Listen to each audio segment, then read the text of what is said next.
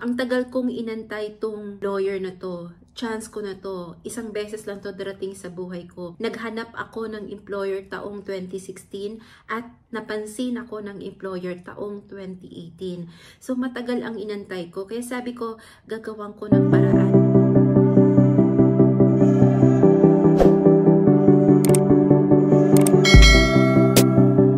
Itong vlog na to ay patungkol naman kung paano ko naipasa ang aking job interview sa Canadian employer ng isang take lang. I-share ko po sa inyo ang mga questions and answers, paano ko pinaghandaan, pinagsikapan ko na makuha ko dahil alam kong marami akong kakompetensya at pareho kami ng intensyon na makuha yung spot na yon. May mga bagay akong ginawa na mas napansin yung pagsagot ko sa interview at yung layout ng resume ko.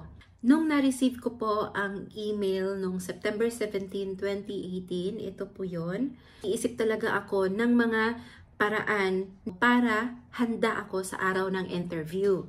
Ang unang ginawa ko, since alam ko na ang pangalan ng company na mag-i-interview sa akin, nag-research ako ng background nito. Alam ko, isa ito sa mga tanong na itatanong sa akin. Nagbasa din ako about sa Canada. Lalo na iniisip ko, Canada ang pupuntahan ko. I'm sure na tatanungin ako nun. Prospects ko ng mga questions sa isip ko ay mga pinaghandaan ko na ang mga sagot nun.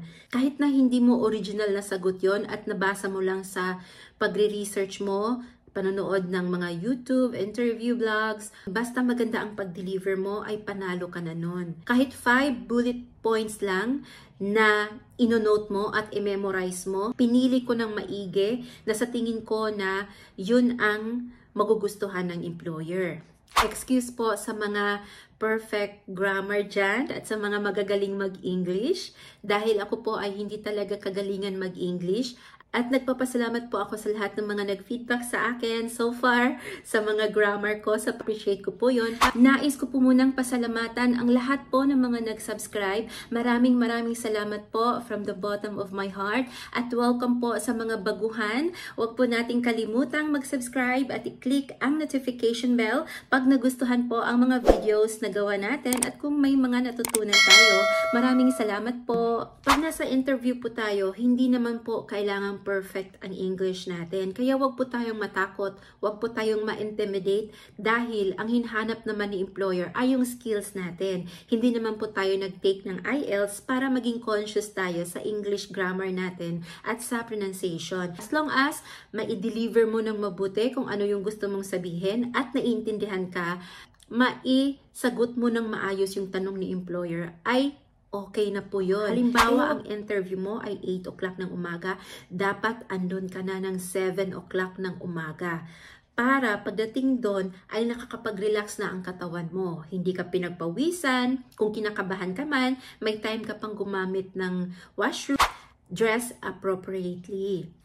Ang ginawa ko, nagsuot ako ng black blazer, tapos white na blouse, black slacks, at saka black closed shoes na may 1 inch lang ang taas para presentable tayo sa harap ng nag-interview sa atin. Tapos, maglagay din tayo ng konting lipstick, makeup konti kung gusto nyo, mascara, ayusin ang buhok, ganyan. Dapat presentable tayo. Hindi kailangang branded ang suot natin sa interview. Dapat presentable tayo, malinis. As long as na sincere ka sa sinasabi mo at related naman dun sa skills at sa resume na applyan natin, ay perfect na talaga yun. Hindi naman malalaman ng employer na nangungopia ka kasi ikaw naman ang nakapagharap doon sa nag-interview, di ba? Yun. Kaya ang upo natin ay diretso. Ganon. Yan.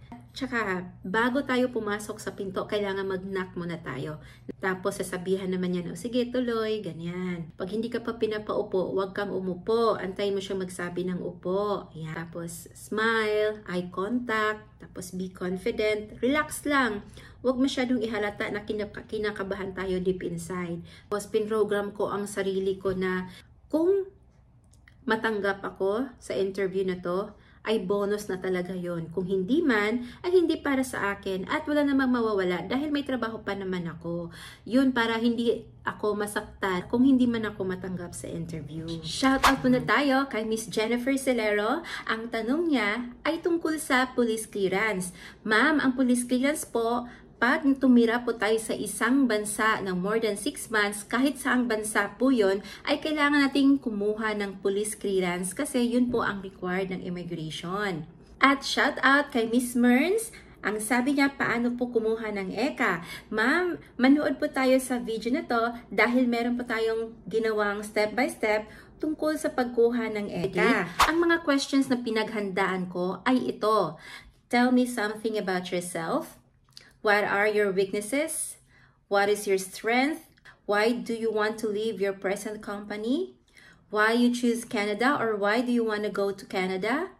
How did you know about the company? What are the things that you can contribute to your company? Why should we hire you? Memorize ako ng mga sagot nito na sa tingin ko na yun ang pinaka-the best na sagot na related naman job position na in-applyan ko. Nung time ko na ako ang in-interview, ito ang mga nangyari. Ko sa pinto, nag-greet ako ng good morning with a smile. Yung pinaka-sweet smile ko ang pinakita ko. At ang boses natin ay gandahan din natin ng konti para makita nila agad yung personality mo. Importante sa trabaho din ang personality at saka yung attitude. Una kasing gagawin dyan is kumustahan. Tinanong ako, how are you? Sabi ko, I am very well, thank you. How about you? Sabi ko ganon. Tapos binasa niya yung resume ko. So habang binabasa niya yung resume ko, ready ko ng sarili ko na ang unang tanong nito is tell me something about yourself.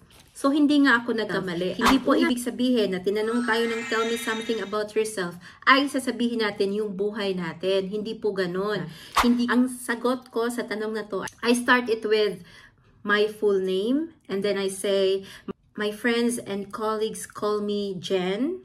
I've been working in the food industry for the past 14 years now in 2 different prestigious companies here in Dubai. In my recent job, I supervise and assign duties, responsibilities, and coordinates to teams who prepared, proportioning, and serve food to ensure food quality, food safety, and consistency are delivered at all times as per brand guidelines and company standard. Also, I train newly hired employees.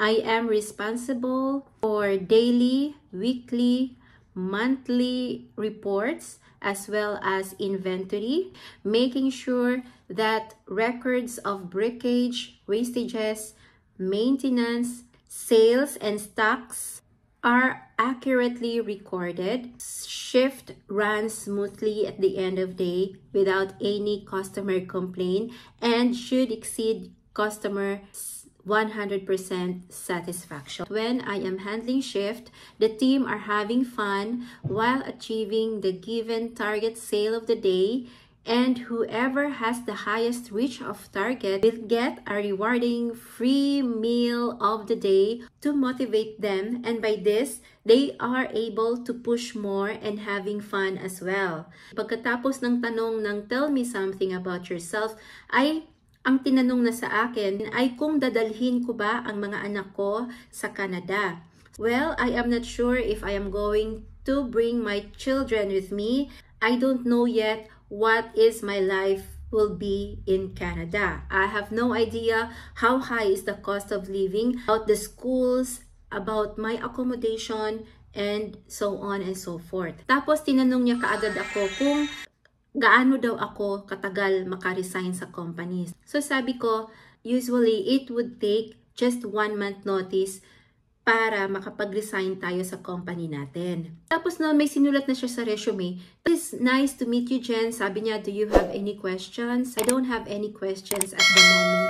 Thank you so much. Yun lang ang tinanong sa akin nung first interview ko. So yun, tinawag ulit ang pangalan ko. Pinapunta na naman ako sa kabilang room for the second interview. Ang unang tanong niya sa akin is, kung may nakawan na nangyayari sa store, ano ang gagawin mo?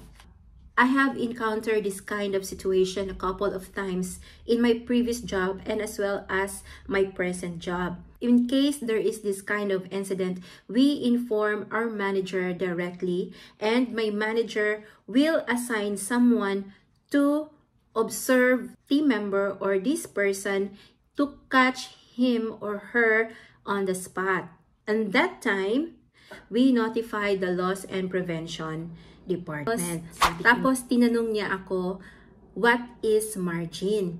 Ito ang sagot ko. Margin, in order to calculate it, we must obtain the following first. Total revenue, cost of goods sold, operating expenses. And there are 3 types of margins. Our gross profit margin, net profit margin, and operating profit margin. The importance of margin is you'll be able to identify which area the business is struggling. At doon ay makakahanap na ng solusyon kung paano ang tamang gawin. Tapos wala na, hindi na niya ako tanong, tumahimik na siya, nagsusulat siya doon sa resume. Sabi ko, hala, mali yata yung nasagot ko. Ano yan? Sabi niya, okay Jen, thank you so much. Walang binanggit kung i-email ako, kung natanggap ako, o kung hindi ako natanggap. Walang balita. So, sa dinami-daming mga questions na piniprepare ko, ay hindi naman natanong lahat sa akin. But I am grateful na prepared ako nung pumunta ako sa interview. At ang in-applyan ko ay Food Service Supervisor under Atlantic Immigration Program. Good luck po sa ating lahat, sa ating job hunting dito sa Canada. Nawa po ay makuha natin to. God bless po. Ingat po. Bye. Maraming salamat po.